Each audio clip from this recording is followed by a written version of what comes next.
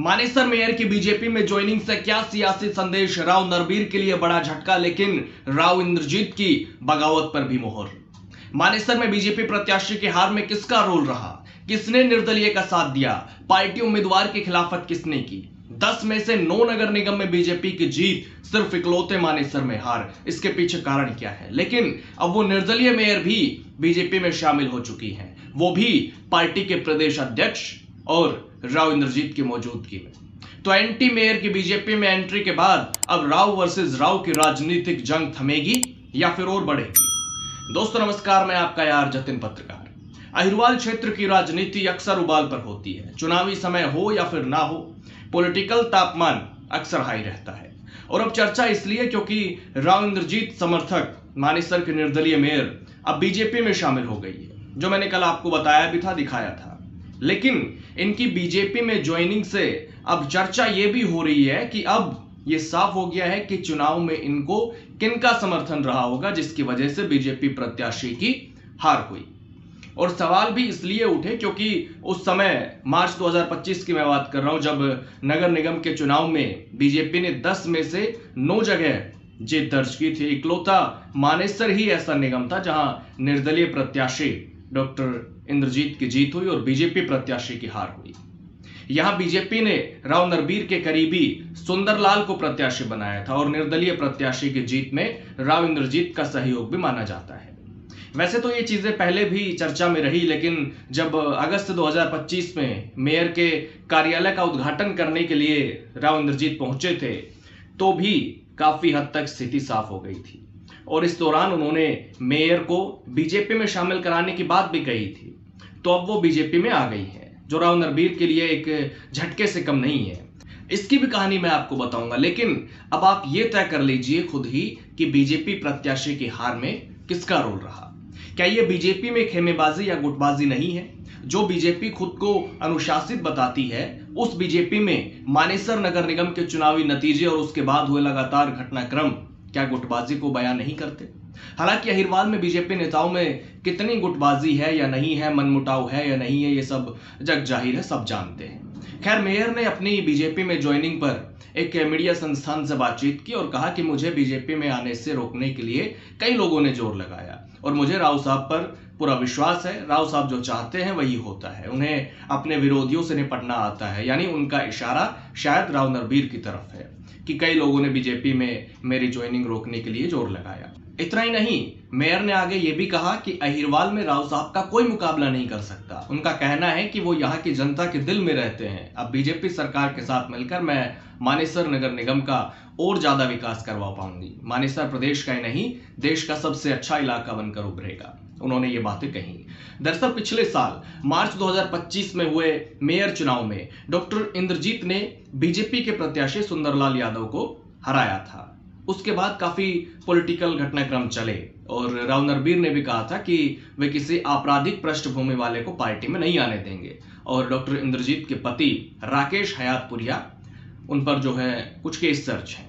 लेकिन मंत्री के विरोध के बाद भी निर्दलीय मेयर की बीजेपी में एंट्री हो गई। हालांकि इस एंट्री में कई महीने लग गए। तो पिछले साल से ये सब चलता आ रहा है और मैं आपको बताते भी रहा हूं। मेयर चुनाव से ये सब चल रहा है क्योंकि बीजेपी प्रत्याशी की हार हुई थी जो राव नरबीर की करीबी थे। उसके बाद सीनियर डिप्टी मेयर और डिप्टी मेयर के चुनाव में अपने समर्थित उम्मीदवारों को निर्विरोध जिताने में राव नरबीर कामयाब हुए। मेयर और इंद्रजीत समर्थित पार्षद वोटिंग के लिए नहीं पहुंचे थे उस समय, जो राव इंद्रजीत के लिए एक बड़े झटके के रूप में देखे गए क्योंकि उनके समर्थक पार्षदों ने चुनाव प्रक्रिया से दूरी बनाई थी। लेकिन इस जीत के करीब 2 हफ्ते बाद ही राव इंद्रजीत ने बड़ा दांव खेलते हुए निर्दलीय मेयर को ही बीजेपी में शामिल कराने की बात कह दी। पार्षदों को भी बीजेपी में लाने की बात उन्होंने कही थी। उन्होंने कहा था कि मैं इनकी सिफारिश करूंगा, मेरी बात चल रही है। एक बार वो बयान भी आप सुनिएगा। जैसे मैंने कहा ना, मानेसर के अंदर जब ये पहली बार चुनाव हुआ, भारतीय जनता पार्टी की टिकट के ऊपर केवल 7 पार्षद जीत पाए। 7 बाद के अंदर शामिल हो गए। बाकी जो 7 बचे हैं वो आइंदा हो जाएंगे। तो सारे के सारे मेयर भी सब हो जाएंगे शामिल। इनसे पूछा गया, मैंने भी पूछा है, ये खुद भी मिले हैं, पार्षदों से भी सलाह मशवरा किया है और सब यही चाहते हैं कि अगर मानेसर को नए इस कॉरपोरेशन को ठीक ढंग से चलाया जाए तो मिलजुल कर काम होना चाहिए। तो सारे के सारे पार्टी के अंदर शामिल होने के लिए तैयार हैं, इनकी सिफारिश। तो तब से इंतजार होता रहा, समय गुजरता रहा और आखिरकार अब वो समय आया जब 8 महीने के बाद मानेसर के निर्दलीय मेयर और कई पार्षद बीजेपी में शामिल हो गए। 29 अप्रैल को रेवाड़ी में बीजेपी प्रदेश अध्यक्ष मोहनलाल बड़ोली और केंद्रीय राज्य मंत्री राव इंद्रजीत की मौजूदगी में मानेसर नगर निगम की निर्दलीय मेयर डॉक्टर इंद्रजीत यादव ने 7 पार्षदों के साथ बीजेपी का दामन थामा। इन्होंने बीजेपी ज्वाइन की।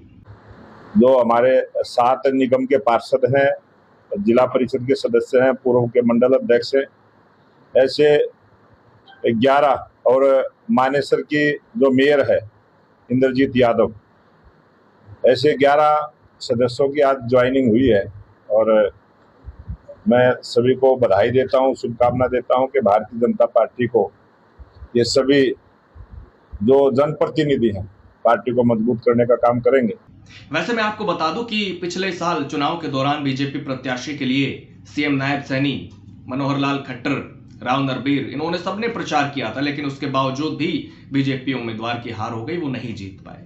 तो जिस निर्दलीय मेयर और राव नरबीर सिंह की आपस में नहीं बनती, दोनों के बीच 36 का आंकड़ा माना जाता है, जो खुद को चुनाव में राव इंद्रजीत समर्थक बताकर वोट मांग रही थी, अब वो ऑफिशियल तौर पर बीजेपी में शामिल हो गई है। तो इनकी बीजेपी में ज्वाइनिंग को झटका माना जा रहा है राव नरबीर के लिए, क्योंकि एक तो वो विरोध कर रहे थे और दूसरा वो अपने समर्थकों को तो सीनियर डिप्टी मेयर और डिप्टी मेयर के पद पर बैठाने में कामयाब हो गए, लेकिन अब राव इंद्रजीत की समर्थित निर्दलीय मेयर ही बीजेपी में आ गई है, जो राव नरबीर से एक कदम आगे बढ़कर माना जा रहा है। और अभी राव बनाम राव के सियासी वर्चस्व की लड़ाई थमेगी या फिर जारी रहेगी, क्योंकि गुरुग्राम में भी सीनियर डिप्टी मेयर और डिप्टी मेयर का चुनाव 2 बार टल चुका है। अभी 30 अप्रैल को भी चुनाव होना था, लेकिन बताया गया कि मेयर की तबीयत खराब है, जिसकी वजह से वो बैठक में नहीं पहुंची। पंजाब एवं हरियाणा हाईकोर्ट के निर्देश के बाद निगम आयुक्त ने चुनाव के संबंध में आधिकारिक नोटिस जारी किया था। अधिकतर पार्षद और नगर निगम कमिश्नर ने कार्यालय पहुंचकर बैठक भी की, लेकिन तबीयत खराब होने के कारण बैठक में मेयर नहीं पहुंच पाई, जिसके कारण बैठक खत्म करके चुनाव को फिर से टाल दिया गया। ये दूसरी बार था जब चुनाव टाल दिया गया। तो आपको अगर कुछ कहना है तो जरूर कह सकते हैं, अपनी राय आप दे सकते हैं। कमेंट बॉक्स के दरवाजे हमेशा की तरह आज भी आपके लिए खुले हुए हैं। नमस्कार।